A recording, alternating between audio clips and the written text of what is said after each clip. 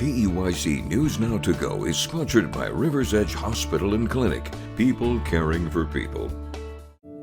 Moments like these make life worth living. Rivers Edge Hospital and Clinic is your partner in taking control of your own health. Take your steps towards a lasting tomorrow.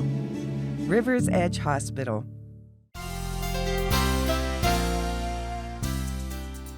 Hello and thanks for joining us for this Monday edition of our KEYC News Now to Go update. I'm Jackson Jurek. In a few minutes, I'll be joined by First Alert meteorologist Kate Moore. We'll look at today's forecast and the rest of the week ahead. We start with state news. Governor Tim Walz calls a special election to fill the House seat left vacant by the death of former Speaker Melissa Hortman. Hortman was killed by a gunman who targeted DFL lawmakers last month. Our Quinn Gorham explains what we can expect. September 16th, that will be the day that voters in District 34B decide who to send to the State House in St. Paul as Melissa Hortman's successor. It's a district with some big shoes to fill, but a special election that needs to get done before the legislature reconvenes next spring. Governor Tim Walz issued the writ Friday morning, calling for a special election in September and a primary on August 12th if needed. That puts the election roughly 3 months after the shooting that took Hortman's life in late June. Walz had previously indicated that he wanted to give the public time before holding an election, especially given the nature of the situation. Minnesota House District 34B spans the border of Anoka and Hennepin counties, and it was a district Hortman won with 63% of the vote last November. Only residents of 34B will be able to vote in the special election. While it's pretty likely to go to a DFLer once again, the district would determine the balance of power in the State House of Representatives, which was tied last year. Hortman's absence puts the chamber back in a temporary one-vote advantage for the Minnesota GOP. While Walz and some other DFLers had expressed interest during the session in the possible special session at some point this summer to respond to federal policy, this special election schedule makes it unlikely one will happen before September, if at all. The governor and other DFLers have not renewed any public calls for a special session since the passage of Trump's so-called Big Beautiful Bill. Reporting in St. Paul, I'm Quinn Gorham.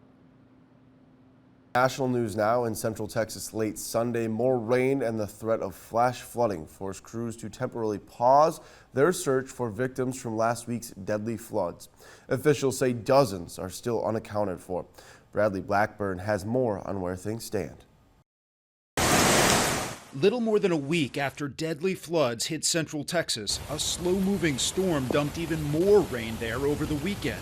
It pushed rivers past their limits. Residents rushed out of the way. Just kind of like, uh-oh, here it comes again.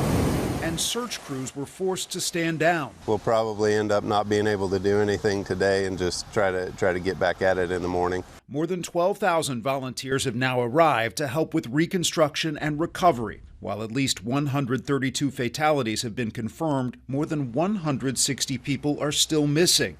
All across the state, green ribbons tied to trees honor the victims. And in Kerrville, flower shops are promising free arrangements for funerals. Every single person in this community is helping out in the flood relief in some way. On Face the Nation Sunday, Democratic Senator Maria Cantwell called for close scrutiny of federal weather forecasting. We as a nation shouldn't be second to Europe or anybody in being a weather-ready nation. We should be the smartest government in the world using technology, analyzing the data, and putting a forecast system into place. And in Texas, they are mourning and healing. In Houston, hundreds stood along a procession for 12-year-old Shiloh Wilson, who was swept away from a campground with his parents. It just breaks my heart that you just don't have a chance to say goodbye. So many goodbyes as a long recovery begins. Bradley Blackburn, CBS News, New York. Back here in the studio and joining me at the desk is Kate Moore. Caitlin, over the weekend it was kind of an iffy weekend if you wanted to be outside. I know we had North Mankato Fun Days going on. You didn't attend, and that was due to the not extreme, I don't want to go that far, but due to that wildfire smoke that we've seen coming down from Canada, and it's still going to be present here today. Yeah, you know, I was a little bummed. I really wanted to go, but I knew that walking with that smoke at the surface was not going to be a good idea for me. I was bummed because Harvey was going to go and we were going to see a lot of people, but there's always next year and other times to make our appearance around the community, and that's always just a reminder that it's better to keep yourself safe and healthy than put yourself at risk of maybe worse things happening. Now, there's a little bit of thicker smoke out there again this morning. The good news is it's going to clear. Here's a look at your air quality forecast for this afternoon. Now, because of the expectations that this air quality is going to improve, that is the reason why we are not sitting under an air quality alert for a majority of the state. Now, you get into more north central and northern Minnesota. Those areas are going to be under an air quality alert through the remainder of today, especially northeastern Minnesota, as that area is still looking at staying unhealthy for all through the day. Aside from that, northwestern, central, and southern Minnesota is going to improve into moderate, not quite good. We're not in the green yet. We're still in yellow, which is kind of like a proceed with caution. The moderate zone really only affects those that are considered extra sensitive to things like wildfire smoke and or those fine ozone particles. I know it's been a little thicker out there this morning, ranging between unhealthy for some and unhealthy for all, but we are expecting these improvements as the day goes on. As temperatures warm up, that smoke is going to lift. That fog that's kind of mingling with that smoke will dissipate, leading to a much brighter and better afternoon. It is going to be hot and humid today, though. We're looking at a high of 88 degrees by this afternoon before temperatures start dropping and we continue to hold on to quiet conditions overnight. But this afternoon, our dew points are going to be ranging anywhere from the mid to upper 60s into the low 70s. So what that means, it's going to feel quite uncomfortable out there, almost needing those gills to be able to breathe comfortably outside. That being said, this is going to lead to heat index values anywhere between 90 and 95 degrees, not only today, but tomorrow as well. So keep that in mind as you make your plans to be out and about today.